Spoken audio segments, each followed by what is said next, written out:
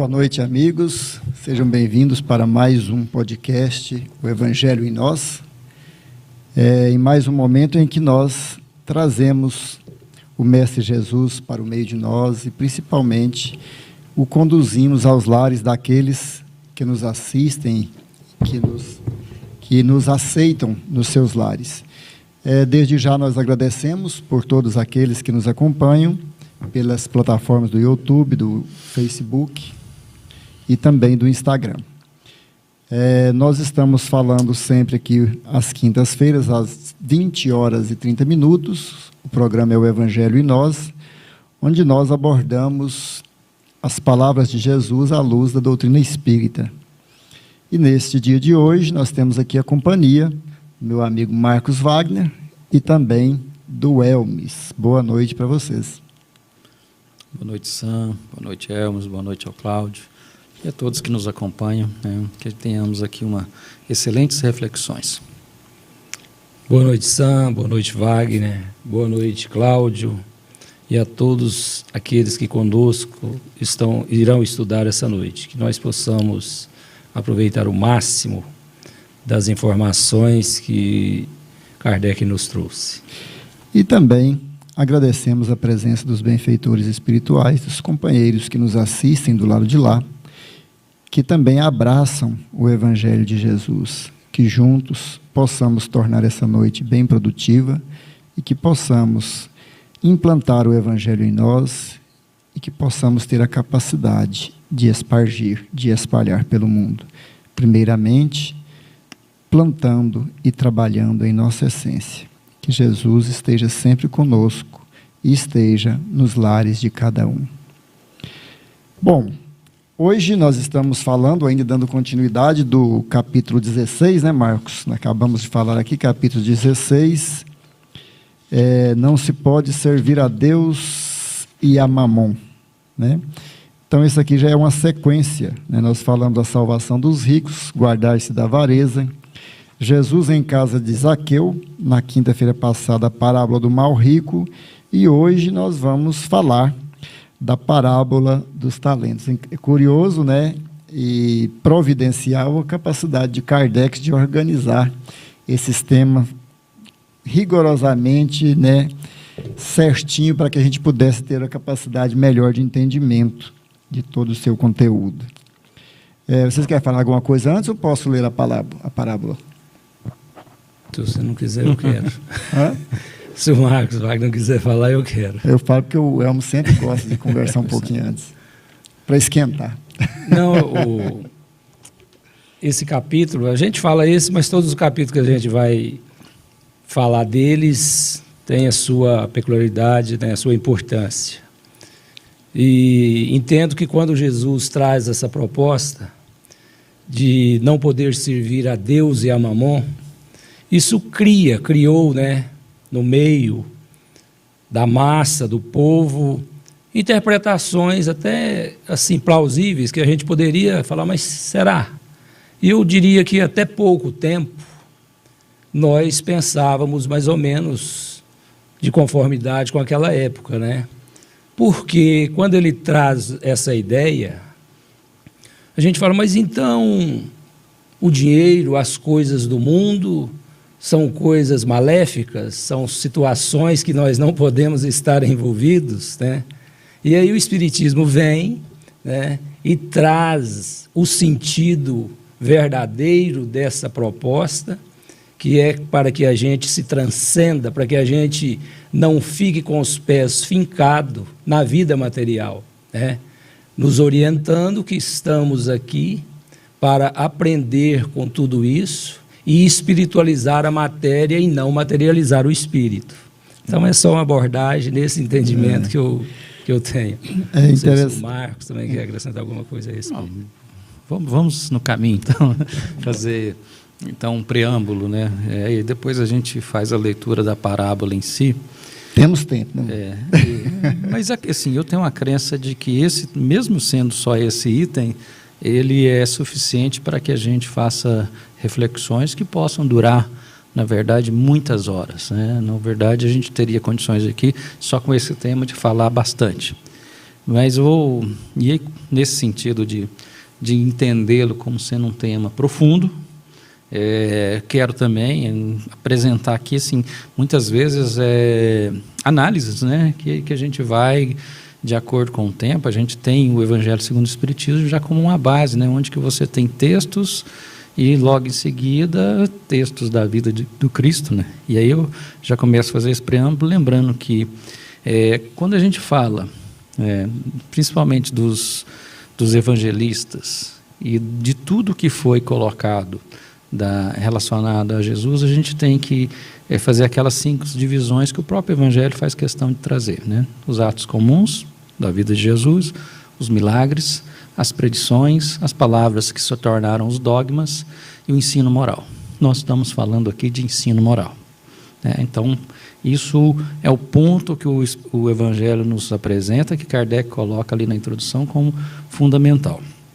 E aí, para ir nesse caminho desse preâmbulo, nós somos, né, a partir da questão 100 do Livro dos Espíritos, nós vamos ver ali aquela classificação que ela não é milimétrica, mas ela vem para nos orientar e nos mostrar uma escala de espíritos que a gente poderia chamar de imperfeitos, os perfeitos e o espírito puro, né?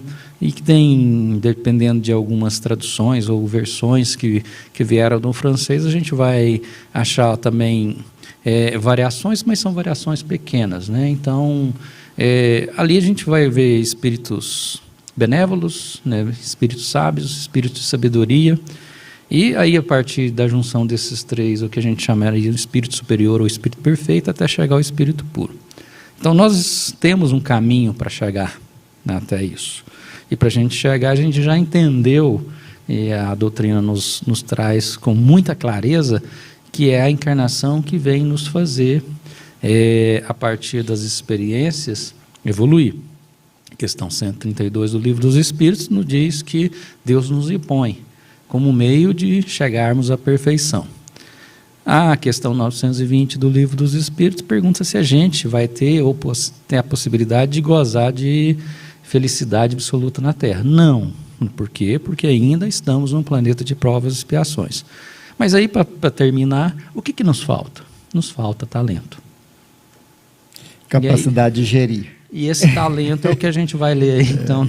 Então, gostei do preâmbulo. E aí eu queria só aproveitar também a deixa do Hermes, que é interessante, porque como ela faz parte desse capítulo, não servir a Deus e a Mamon, aqui parece que são 2 antagonismos, né? Então, assim, não se pode servir a Deus ou a Mamon. Então, muitas pessoas interpretam isso, não se consegue, né, ter a riqueza ou viver dos bens e viver de Deus ao mesmo tempo da espiritualização. Então, a doutrina espírita ela vem colocar luz sobre isso daí para trazer para a gente esse entendimento, que tudo se completa, tudo tem uma completude, tudo se interlaça, tudo se interliga, e tudo que nós precisamos mesmo, através das leis morais, é saber gerir os talentos, é o que o Marcos falou aqui mesmo, né?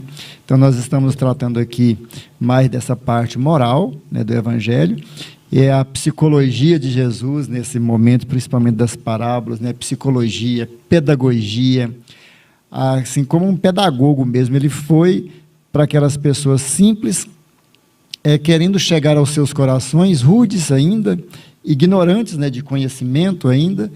Então, ele achava nessas parábolas essa forma de chegar a esses corações. E é tão interessante que, passado mais de 2000 anos, nós estamos ainda interpretando essas parábolas que, para ele, naquele momento, olha só, para ele, Jesus, naquele momento, no meu modo de ver, foi a forma mais simples que ele utilizava para que eles entendessem, fazendo comparativos da realidade de cada um, da vida material, como é a parte que vai falar dos talentos, para que pudesse entender a coisa espiritual, a vida espiritual. Então, vamos ler a parábola aqui, e aí depois a gente já tece os comentários. Então, essa parábola dos talentos, ela está em Mateus, capítulo 25, versículo de 14 a 30. Então, diz Jesus: o Senhor age como um homem que, tendo de fazer uma longa viagem para o estrangeiro, chama seus servos e põe-lhes os bens nas mãos. E tendo dado 5 talentos a um, 2 a outro e 1 a outro, segundo a diferente capacidade de cada um, e partiu. Imediatamente o que recebera 5 talentos, foi negociar com eles, e ganhou 5 outros. O que tinha recebido 2, ganhou também outros 2. Mas o que só tinha recebido 1, foi cavar a terra, e nela escondeu o dinheiro de seu senhor. Muito tempo depois, o senhor desses servos voltou, e foi ajustar contas. E aquele que tinha recebido 5 talentos, apresentou-lhe outros 5, dizendo-lhes: Senhor, puseste 5 talentos em minhas mãos, eis aqui, além daqueles outros 5 que ganhei. Seu senhor respondeu: Ó servo bom e fiel, como foste fiel nas coisas pequenas, eu te estabelecerei sobre muitas outras. Vem alegrar-te com o teu senhor. E aquele que tinha recebido 2 talentos veio em seguida apresentar-se a ele. E lhe disse: Senhor, puseste 2 talentos em minhas mãos, eis aqui, além destes, outros 2 que eu ganhei. Seu senhor respondeu-lhe: Ó servo bom e fiel, como foste fiel nas coisas pequenas, eu te estabelecerei sobre muitas outras. Vem alegrar-te com o teu senhor. E veio por fim aquele que só tinha recebido 1 talento, e lhe disse: Senhor, sei que és um homem severo, que colhe mesmo onde não semeaste, e que ajuntas onde não espalhastes. Por isso, como te temia, fui esconder teu talento na terra. Ei-lo aqui, eu devolvo o que te pertence. Mas seu senhor lhe respondeu: Servo mau e preguiçoso, sabes que colho onde não semeei e que ajunto onde não espalhei. Devias, pois, pôr o meu dinheiro nas mãos de banqueiros, para que em minha volta eu retirasse com juros o que me pertence. Que se lhe tire, pois, o talento que tem, e que seja dado àquele que tem 10 talentos. Pois dar-se-á àquele que já tem, e ficará em abundância. Mas aquele que nada tem, tirar-se-lhe-á, mesmo o que parece ter, e que se atire esse servo inútil às trevas exteriores. Lá haverá choros e ranger de dentes. Então, esta é a parábola da qual Jesus apresentou ali naquele momento, para que pudesse mostrar para aquelas pessoas do que ele estava falando, né? Como era o reino dos céus, que é semelhante a este Senhor. Então, agora fique à vontade para tecer suas considerações. Vamos lá, então, né? Então, como eu fiz a fala inicial, né? Eu faço uma análise que é bem profunda. E, realmente, tudo que Jesus deixou como fala e exemplo, principalmente são falas que elas foram tecidas naquele momento, que pudessem servir aquele grupo, mas elas precisam, de acordo com cada momento evolutivo, serem trabalhadas. Eu creio que a gente já tem condições, e principalmente com o Espiritismo, de fazer algumas reflexões. Voltando àquele momento, a gente sabe que, na verdade, Jesus, por meio daquela parábola, ele estava utilizando unidades de medida. E naquela época, as unidades de medida eram denário, eram dracma e eram mina. Tanto que essa parábola é também conhecida como parábola das minas. Tá? É um outro nome que ela tem. E aí a gente sabe, por exemplo, que um denário representa uma quantidade de ouro. Por exemplo, naquela época eles diziam que um talento seria equivalente a 36 quilos de ouro. Isso há controvérsias, naturalmente, porque são questões históricas. E que também um denário, em termos de salários, né? Já que se eu tenho um talento, o talento representa uma quantidade de denários. Na época eles entendiam que seriam em torno de 6.000 denários. E denário significa o pagamento de um dia. Fazendo a conversão, a gente vai perceber que um talento, então, é um tempo de uma vida. Aí a gente pode pegar na profundidade de Jesus, que ele estava falando, então, que um talento é uma vida. 30, 40 anos é a natureza da transformação da unidade. Então, se a gente começar por aí, a gente já tem uma análise por um caminho, né? E o que a gente falou no início, né, o título Não se pode servir a Deus e a Mamon, significa muito mais no momento que a gente compreende que eu não tenho condições de trilhar dois caminhos diferentes. Se eu estou numa encruzilhada e tem um caminho à esquerda ou à direita, eu vou ter que fazer o quê? Uma escolha. Então, aqui fala de escolha. A parábola dos talentos é a parábola da escolha. O que eu vou escolher para fazer com o talento? Se eu entender que o talento é uma vida, o que eu vou fazer com essa vida? Nesse sentido. E aí eu vou deixar para a gente ir aumentando essa reflexão no decorrer da fala, mas eu só pegando a primeira fala. O Senhor age, né? Ele usa um verbo no presente. Ele não falou que ele agiu. Ele está falando que ele age. A gente já começa a fazer aqui uma análise que isso é constante. E ele faz um parâmetro. Ele age como um homem.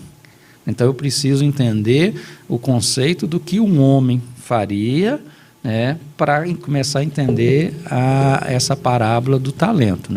Então, se a gente entender como uma vida, a gente já começa a tentar aqui fazer algumas reflexões no sentido de que é que a gente precisa então.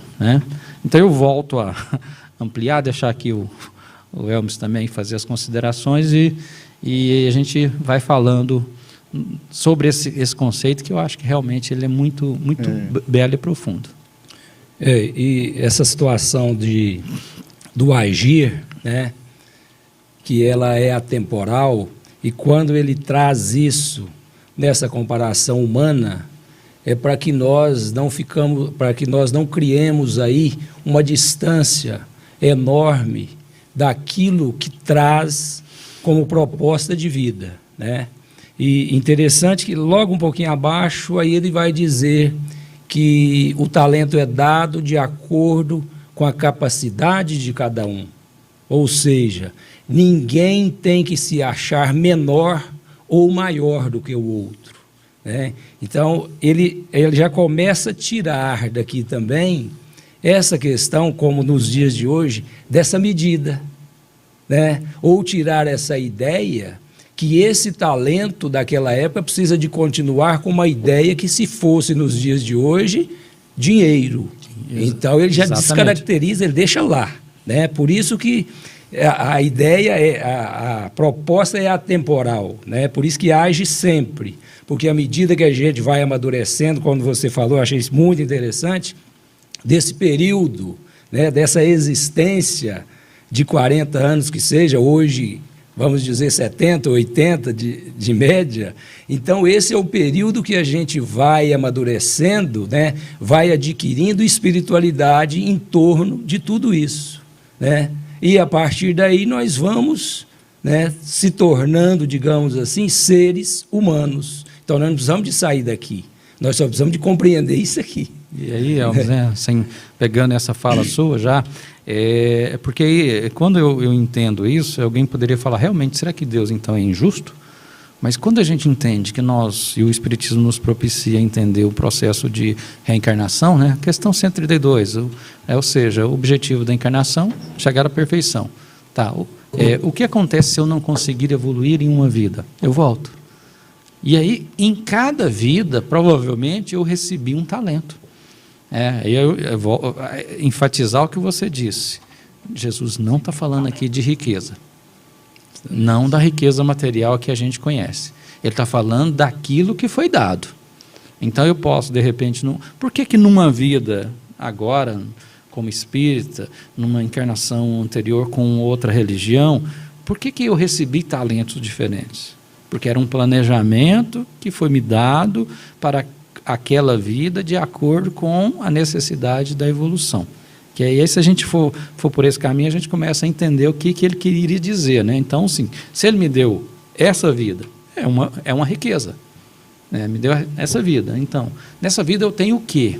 Eu tenho que fazer o quê com o que eu recebi? Já começa com essa reflexão. É bem interessante também a gente analisar que essa parábola também ela está atrelada a uma lei natural, a lei do trabalho. porque ela exige movimento, né? Para quem ele deu 10 talentos, o que a pessoa fez de imediato? De imediato ele já saiu e foi trabalhar com aquele dinheiro. E depois fez com que ele produzisse e lhe desse outros 5 talentos. E assim também o que desse 2. Então ela está atrelada a uma lei de trabalho, que é uma lei natural, né? É uma lei do movimento. Essa lei de trabalho, essa lei do movimento, está atrelada a uma outra lei natural, que é a lei de progresso, né? Trabalhando, nós progredimos. É interessante a forma, trouxe até uma leitura aqui do livro Luz Acima, do irmão X, da forma como ele aborda essa parábola, né? Para a gente entender que é curioso que aquele que ficou com mais medo foi o que recebeu menos talento. É o que tinha a menor parte, foi o que ficou com mais medo e enterrou para não trabalhar com talento. Então, nesse livro aqui, eu vou fazer uma leiturinha dele aqui só para a gente agregar aqui, que eu achei muito interessante. Então, essa aqui é lembrando da parábola do Humberto de Campos, Luz Acima. Então, ele diz assim, conduz-te contigo, assim, quando o rei foi sair, né, chamou os servos e diz, conduze contigo esses tesouros. Então, ele deu os 5 talentos para um, sendo estes 5 talentos o seguinte, o da prosperidade, são eles, saúde, a riqueza, a habilidade, o discernimento e a autoridade. Multiplica-os onde fores em benefício dos meus filhos e teus irmãos, que em situação inferior à tua, avergado ao solo do planeta que levará as minhas bênçãos, se esforçam mais intensamente. Para o segundo, que deu 2 talentos aqui, Humberto de Campos diz, ao segundo servidor passou 2 talentos acentuando, transporta contigo estas 2 preciosidades, que se destinam ao esclarecimento e auxílio do mundo a que te diriges, são ambas, a inteligência e o poder. Estende estes patrimônios respeitáveis às minhas construções eternas. Ao terceiro, confiou apenas 1 talento, aclarando o cuidadoso, apossa-te desta lâmpada sublime e segue, é a dor, o dom celeste da iluminação espiritual. Acende-a em teu campo de trabalho em favor de ti mesmo e dos teus semelhantes. Seus raios abrem acesso aos tabernáculos divinos. Em seguida, fixou os 3 e partiu. Depois, regressando, né, eis que ele encontra com todos, e aí o que recebeu os 5 disse, Senhor, eis tuas dádivas multiplicadas, deste-me 5 e restituo em dobro. Respeitando a saúde, adquiri o tempo. Espalhando a riqueza, aliciei a gratidão. Usando a habilidade, recebi a estima. Movimentando o discernimento, conquistei o equilíbrio. E distribuindo a autoridade em teu nome, ganhei a ordem. O teu plano de júbilo e evolução foi executado. O segundo diz, Senhor, recebe também os teus haveres multiplicados. Elevando a inteligência, obtive o trabalho. E submetendo o poder à tua vontade sábia, atraiu o progresso. A tua expectativa de instrução e ajuda no meu setor de atividade foi atendida. Então o pai louvou e disse para eles, né, fizesse bem com pouco, estarás também comigo no mundo. Então aí ele dirige-se ao terceiro, né, o que recebeu 1 talento. E aí ele vai e diz ao Senhor, Senhor, recolhe de volta a indesejável herança que me deste. Sei que és altero e exigente, que colhes o que não semeias e que ordenas por toda parte. Experimentando enorme dificuldade para aguentar a carga que me puseste nos ombros e temendo-te o juízo, escondi-a na terra e reponho-a agora em tuas mãos. Esta dádiva é um fardo difícil de carregar. Constituiu-se desagradável recordação por onde passei.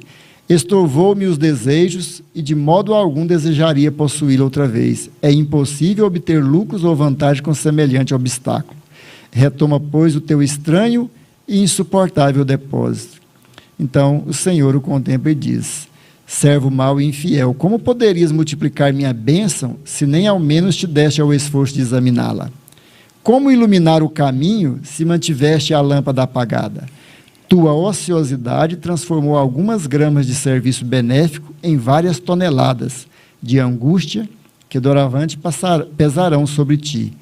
Criastes fantasmas que nunca existiram, multiplicaste preocupações e receios que te levaram a gritar e espernear como simples tolo no avançado círculo de minhas obras. Por fim, atiraste-me o tesouro ao pântano do desespero e da revolta, e vens comentar o temor e o zelo que minha presença te infunde, quando fosse tão somente preguiçoso e insensato?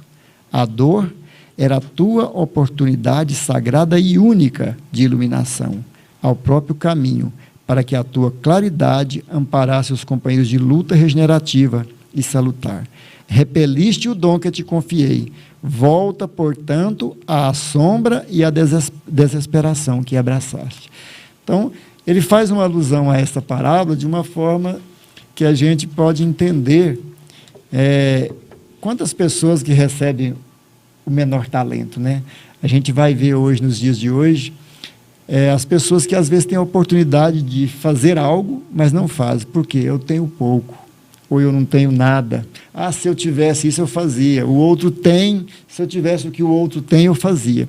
Então, vai protelando, procrastinando, né, ficando na ociosidade, na preguiça, e acaba que, nesse sentido, como diz aqui, é a forma da gente enterrar os talentos na terra, que é a oportunidade de vida que o Marcos falou, né? É a vida e o tempo que nós temos aqui. São interpretações que elas precisam ter um olhar baseado na pluralidade das existências, né?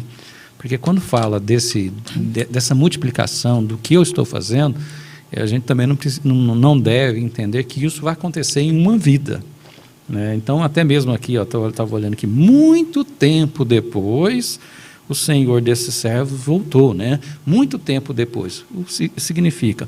Não é uma volta física. Essa viagem que ele faz, na verdade, é assim: vocês têm um tempo para evoluir. Nesse processo evolutivo desse tempo, né, será dado para vocês um conjunto de talentos, aí a gente vai perceber que esses talentos serão variáveis, vida a vida, cada momento, e ao chegar a um determinado momento, se você não tiver feito um processo de ação, e aí por que a ação é importante? Porque hoje praticamente todas as representações religiosas, sejam elas de origem cristãs, elas já têm uma visão bem mais clara de algo que no início era um tanto confuso, né? Quando a gente volta ali no século II, a gente tem ali o bispo Irineu de Lyon, né, que ele talvez seja um responsável por uma frase em latim que tem a ver muito com o espiritismo, né? Que ela diz: extra ecclesia nulla salus, fora da igreja não há salvação. A teoria salvacionista, ela tem talvez o que a gente diria como um problema, porque ela coloca o ser como sendo um ser passivo, que basta ele se apresentar ou se deixar perante uma autoridade religiosa e esperar. Aí a gente vem, depois de, a partir de 1857, com o advento do Espiritismo, você vem uma outra frase, que em francês seria or la charité point de salir, né? E aí, que significa? Fora da caridade não há salvação, porque vem falar da ação. Olha, você tem que agir, você tem que... Aí a gente volta aí no uso desses talentos. O que você foi dado a você tem que usar e no decorrer desse tempo evoluir. E aí, rapidamente, né, para a gente falar assim, para concluir aqui, analisando isso aqui, quando a gente fala muito tempo depois, o que significa? Significa que a gente, por exemplo, estamos vivendo agora um momento de mudança, de transição. Então, nesse momento de transição, está sendo cobrado desse grupo de servos que estão aqui na Terra, que desde lá, bem no início, quando, né, o Senhor que tinha que fazer essa longa viagem, apresenta a esses servos a necessidade deles usarem o que tinham para que eles pudessem evoluir. Quem não evoluiu, o que acontece? É aquele que não fez uso daquilo que foi lhe ofertado.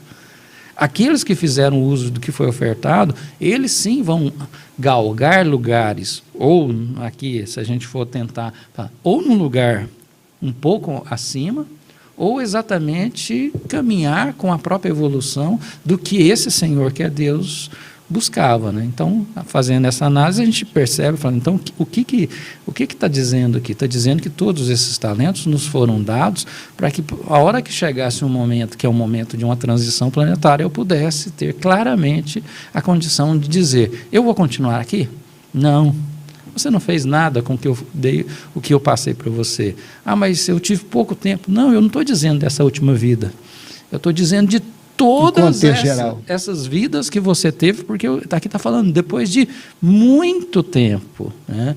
Então, é nesse caminho que a gente pode fazer também uma análise. Uma pergunta para vocês dois aqui também.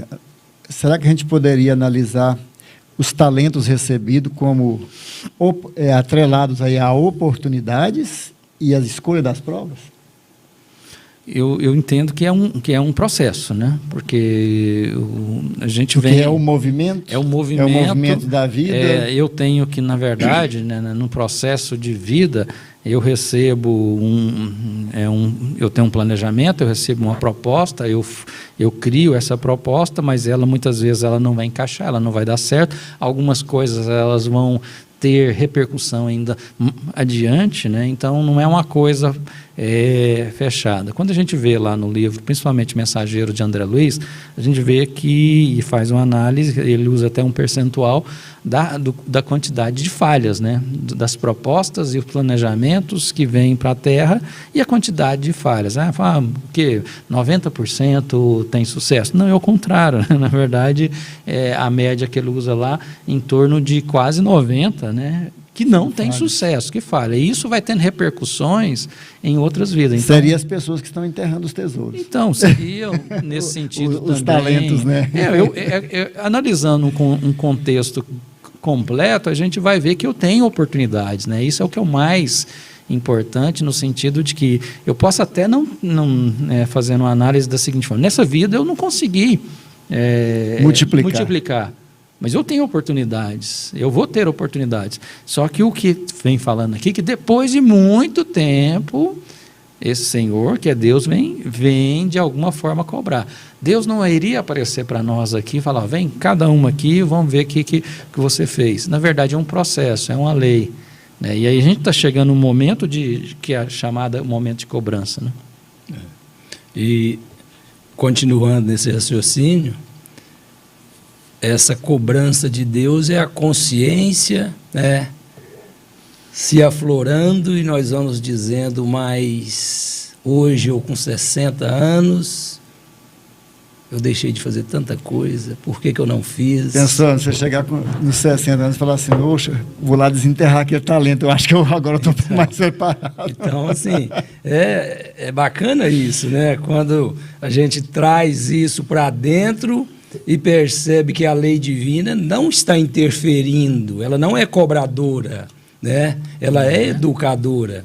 E quando vocês estavam falando, eu lembrando desses 3 que receberam esses talentos, e tem um talento que é pertencente a todos os 3, que eu acho que a grande maioria, a gente olhando assim, nós percebemos que nós estamos com ele meio enterrados, que é a tarefa, que é o talento de lidar com a família, de estarmos ali como includentes e não excludentes.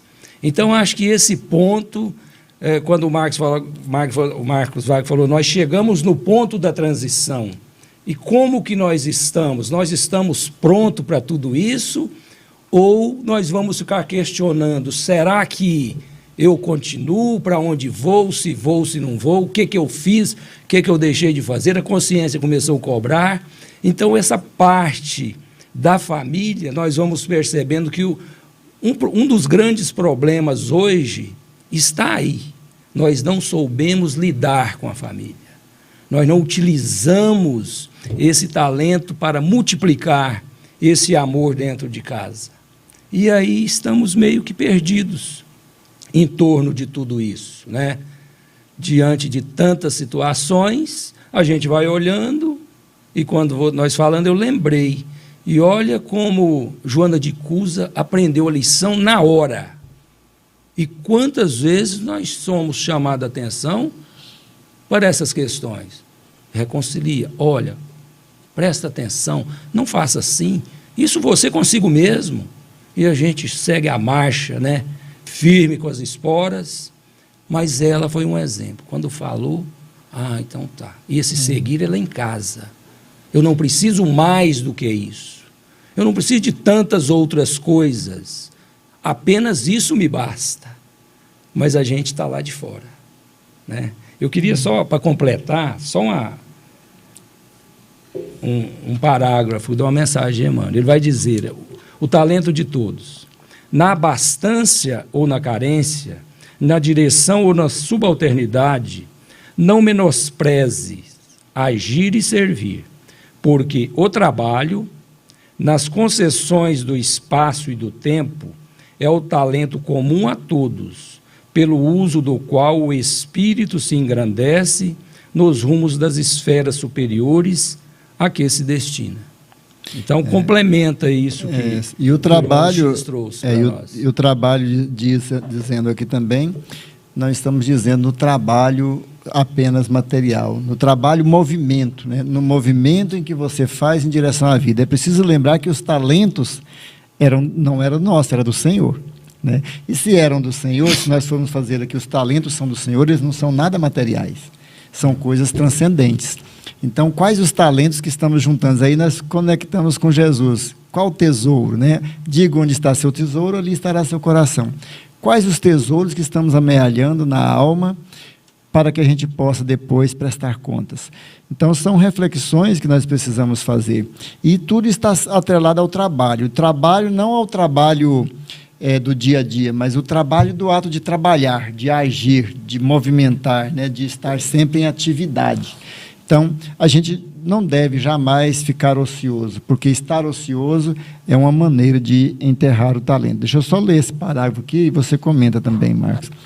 Foi bem no que você disse lá no início. Aqui é de Emmanuel, né, um talento celeste.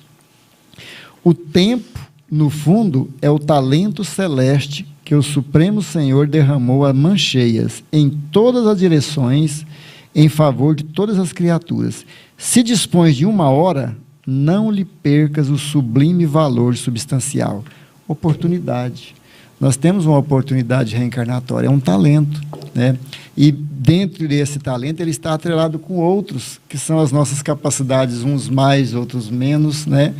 De agir. E de acordo com a nossa capacidade, as nossas limitações, cada um, no seu devido tempo, da sua forma, pode se movimentar nesse trabalho, que é como estar trabalhando na vinha do Senhor, né? Que é multiplicar esses talentos, esse dinheiro, vamos dizer assim, do Pai, que não é um dinheiro material. E alguém talvez poderia dizer, falar assim, mas o Espiritismo nos coloca como impossibilitado de sermos felizes. Não, não é bem isso, né?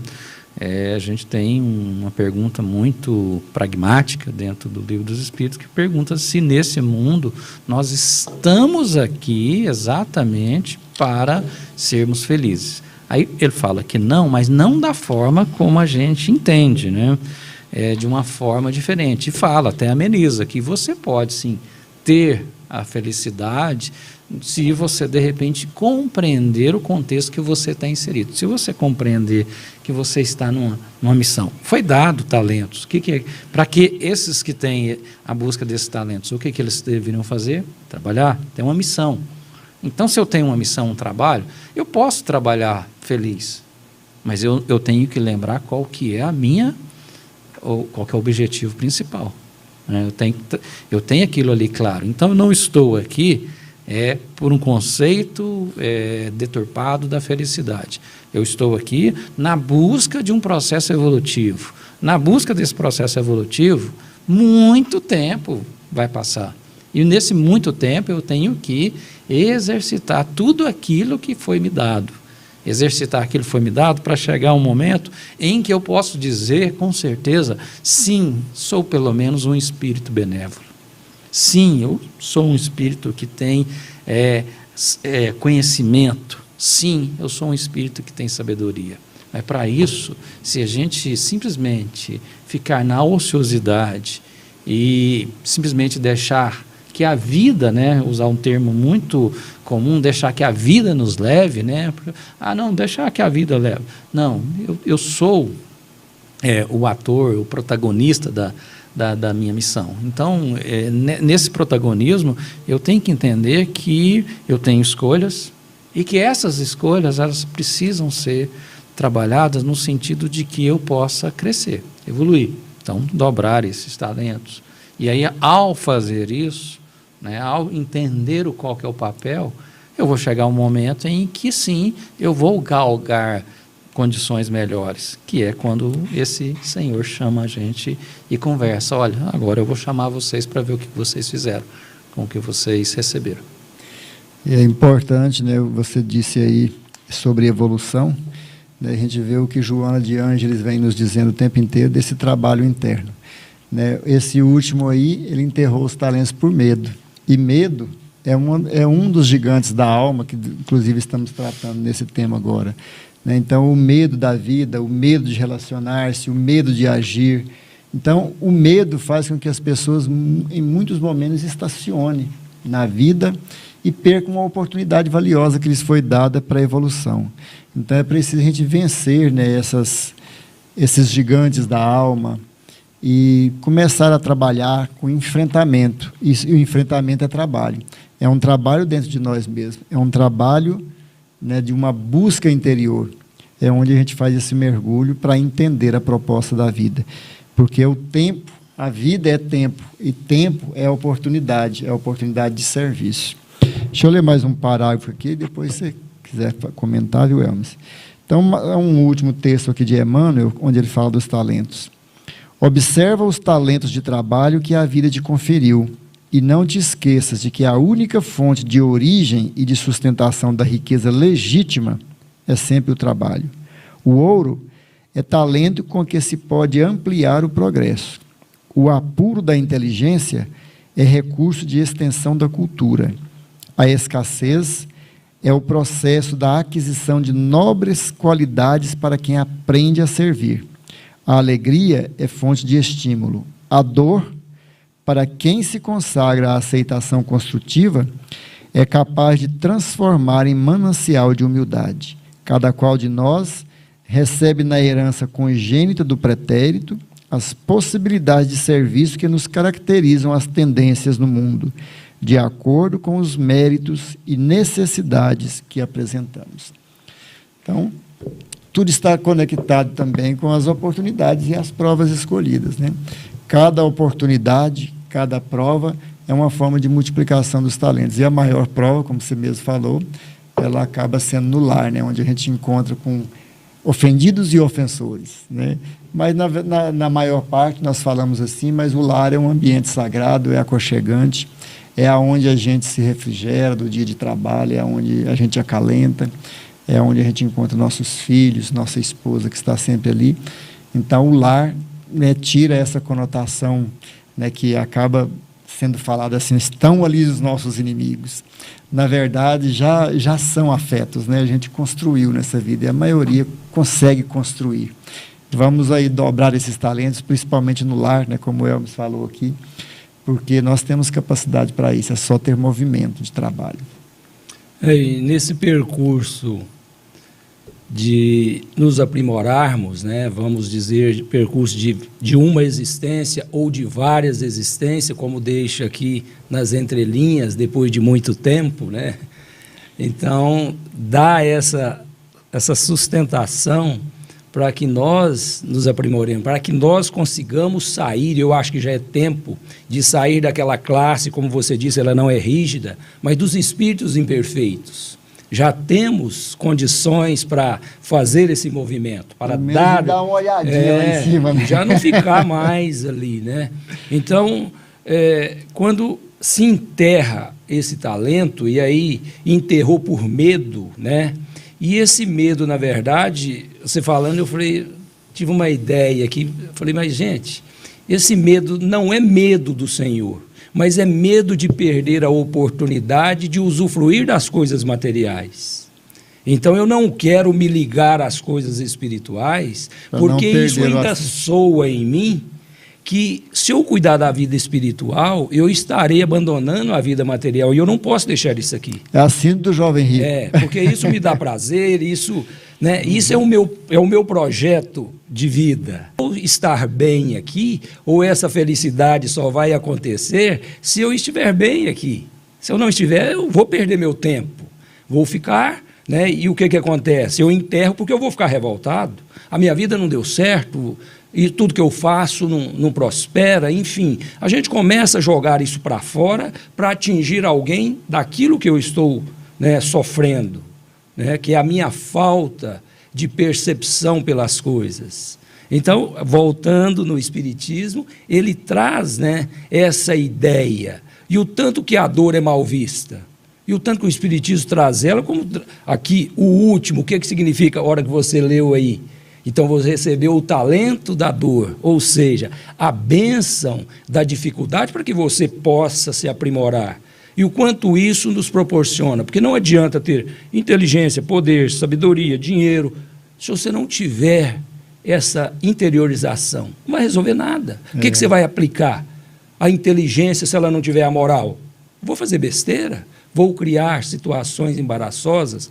Eu vi uma matéria de uma pessoa assim, bem querida, e não vou citar o nome, porque não estou contradizendo, mas ele diz que, na velhice, a pessoa se sente inútil. E isso não pode ser verdade. Não existe inutilidade para um espírito imortal por causa de uma existência. A senectude te traz maturidade, te traz a condição de você ser um orientador. Não lá para fora, mas que você orientar a sua família. Você se torna ali o esteio principal, aonde não tem mais a força física, mas a força do conhecimento é o fio para que ele saia lá na frente. Se olharmos para Gandhi, era desse tamanhozinho. A inutilidade acaba sendo uma escolha também, Marcos? O que o Hermes falou, qual é o nome do capítulo que a gente está estudando, Não se pode servir a Deus e a Mamon. Então, quer dizer, eu tenho dois caminhos. Então, pegando essa ideia, então, quando você fala, se eu tenho medo, porque eu não quero abrir mão daquilo que eu acho que na minha visão momentânea, minha visão temporária de vida, não, se eu abrir mão, estou abrindo mão das coisas prazerosas. E aí lá o próprio capítulo tem título que você não pode servir a Deus e a Mamon. Você tem que escolher. E se você fez a escolha equivocada e errada, alguns podem falar, não, mas essa parábola ela é muito dura, porque fala aqui, mas faça a sua escolha. Aquele que nada tem, tirar-se-á mesmo o que tem. E que se atire esse servo inútil às trevas exteriores. Aí alguém fala, mas eu vou para onde que eu vou? Não, se a gente estiver entendendo o conceito que o Espiritismo nos traz de transição planetária, eu simplesmente seria um exilado. E ali eu vou chorar, ali eu vou ter o ranger de dentes que você fala. Eu falo, nossa, se eu soubesse que eu preciso voltar para casa. A gente já, dentro do Espiritismo, conhece o conceito dos exilados, Então, como seria triste se, de repente, eu não posso ficar exatamente na minha casa porque eu tive tanto tempo para trabalhar e não trabalhei. E aí eu sou jogado, como fala aqui, as trevas no sentido porque se eu for exilado, eu vou ser exilado para um planeta que é inferior. Então, se a gente entender o conceito do que é treva, a gente vai entender que é um planeta numa condição inferior ao nosso. Então, significa nas mesmas palavras que estão aqui. Então, é apenas para, de forma muito alegórica, que se tinha naquela época, e natural, e propícia para aquele povo, que se falasse dessa forma. Agora, daqui para frente, a gente tem que fazer o quê? Começar a entender isso de uma profundidade muito maior. Nossa responsabilidade é maior. Então, quando a gente fala de lar, a gente falou aqui, é um grande laboratório. É um excelente laboratório. E pegando, e pegando as falas de Paulo, quando Paulo, ele vai lá e estabelece, lá na primeira carta aos Coríntios, que talvez seja uma das grandes riquezas que Paulo deixa em termos de epístolas, ele pega em um capítulo, ele vai lá e coloca tudo que é importante, né? Que poderiam ser chamados nesse capítulo 12 de talentos. Se a gente pegar tudo que tem lá, ele fala o que seria importante. Seria importante se eu tivesse o dom da profecia, seria importante que eu amasse. E aí ele vai no capítulo 13.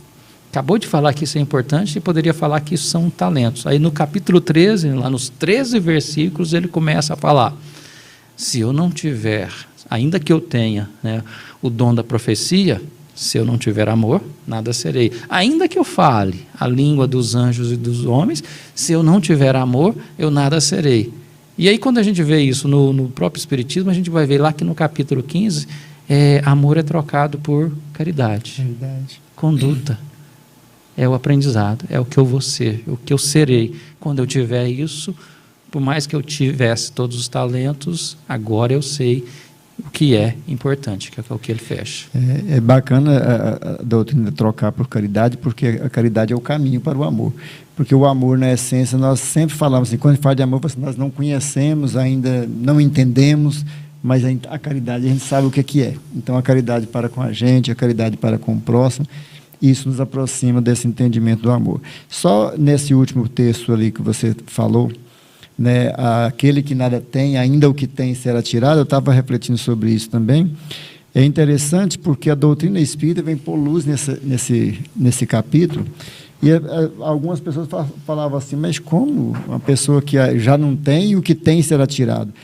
Nós estávamos falando de oportunidades, de vida, de tempo, de estadia na Terra, que é uma oportunidade para que a gente multiplique os talentos, né? Que a gente multiplique as virtudes, para que a gente cresça, evolua. E às vezes nos deu uma oportunidade, veio com esse projeto de um talento, com dificuldade. Mas nós também retrocedemos, enterramos, né? Ficamos na ociosidade, só na lamentação e nas queixas. Ao desencarnar, talvez nós vamos ter uma outra oportunidade, mas já vai ser tirada a saúde. Nós não vamos ter saúde. Aí a gente vem com a mesma oportunidade, mas sem a saúde. Já foi tirado algo que a gente nem tinha, até o que tinha foi tirado. Então, é para a gente entender que a gente só vai entender esse capítulo à luz da doutrina espírita. Ela vai dar uma clareza muito grande. E ainda diz, o que mais tem, mais será dado. Né? O quanto Jesus já falou, quanto mais você tem, mais será cobrado. Né? Então, olha só, aquele que multiplicou, Deus já vai colocar uma proporção maior de atividade, uma tarefa mais difícil. Por quê? Porque ele teve condições de elaborar e tudo mais. Então, à medida que nós vamos trabalhando, nós vamos construindo mais oportunidades de trabalho. Então, não adianta ficar ocioso, porque até isso que a gente tem, que é o pouco que a gente acha hoje que eu não posso fazer nada porque eu nada tenho, será tirado num outro momento. E talvez será tirado tanto que vai chegar para esse ambiente. Às vezes, esse lugar lançado às terras pode ser só um momento também, como o André Luiz, né? Um umbral que o espírito tanto tem medo, que é as trevas interiores. Mas num momento de transição em que nós estamos agora, em que as coisas se agravam, e que o Senhor já tem tempo que já saiu e já voltou, né? Ele deu um período grande para a gente trabalhar, essa oportunidade realmente pode ser de um exílio. Então, a gente precisa tomar cuidado e entender com profundidade as palavras de Jesus. Vocês querem falar uma colocação? O tempo acabou, mas eu preciso falar um negócio agora que você falou. Claro, tomou um tempinho nosso, a gente vai tomar um dele. Interessante que o movimento espírita, na sua parte aí, a gente sabe utilizar dessas coisas do Evangelho ao nosso interesse, né? Que aí as pessoas falam assim, então aquele que mais tem, mais lhe será dado. Então eu estou fazendo o bem, vou espalhar aqui, dar doações, porque se eu fizer, Deus vai me dar mais oportunidade de eu ganhar dinheiro. Um dia uma pessoa me falou, pois é, Bezerra de Menezes, quanto mais ele dava, menos ele tinha. Então, assim, tem uns critérios ali a ser obedecido. É questões espirituais. O material tem gente que é avarento e tem muito, e quanto mais tem, mais ganha e menos faz. Exatamente. Isso não pode atrelar. É preciso tomar cuidado, porque tem uns critérios ali também para serem obedecidos, né, Marcos? Porque, às vezes, a pessoa pensa que o processo é só no trabalho exterior, mas a alma está sendo visitada com qual empenho eu estou fazendo isso, né? Como eu estou, né? Que relevante está sendo para mim. Então, tudo isso vai levar em conta, né? Às vezes nós estamos fazendo como os fariseus, né? Soltando dinheiro lá, tudo bem alto, para todos verem o que é que a gente está fazendo. Então, é preciso tomar cuidado com isso. Bom, terminamos o nosso programa de hoje, né? Falamos da parábola dos talentos. Esperamos ter contribuído um pouquinho para nós mesmos, principalmente, e para aqueles que forem entrar em contato com este conteúdo. Agradecemos a todos que se conectam conosco nesta noite e posteriormente, que nós possamos cada dia mais nos fortalecer à luz do Evangelho do Cristo, que assim nós vamos ter força para superar as dificuldades, as adversidades e principalmente para multiplicar os talentos que já recebemos. Então, boa noite, te agradeço muito, Marcos, e vamos sempre contar com você. Toda hora vai dar uma chamadinha lá para você estar aqui contribuindo com a gente.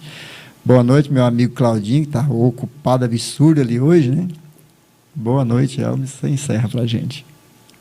Boa noite, Sam, boa noite, Marcos Wagner, boa noite, Cláudio, a todos os que nos acompanharam. Vou pedir o Marcos Wagner que faça a oração, né, para deixar com chave de ouro, essa é importante. E deixar a mensagem aí que uma vez eu ouvi alguém falando que a gente fala em torno do Evangelho e primeiro fala para a gente, mas que a gente suscite no outro mais dúvidas. Então, que as dúvidas são interessantes para que a gente cada dia mergulhe mais em busca da verdade, né? Então fica apenas isso.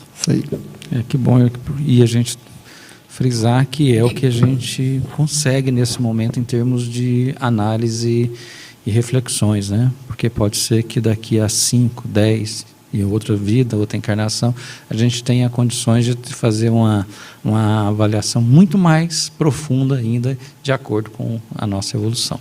Então também quero agradecer a todos que nos acompanharam, a oportunidade de estar aqui e que desse momento a gente possa de alguma forma buscar a afinidade com o plano espiritual, buscar a sintonia, para que possamos buscar as energias, as luzes necessárias, que cada um possa de alguma forma, de forma autônoma, ou até mesmo com companhias espirituais que possam nos ajudar, que tenhamos de alguma forma um amparo e auxílio que venha desse alto, desse dito plano superior, e que possamos ficar sempre melhores, possamos sempre olhar sempre para um horizonte de luz, e agradecemos a oportunidade de estarmos aqui. Muito obrigado, que assim seja. Sim, seja.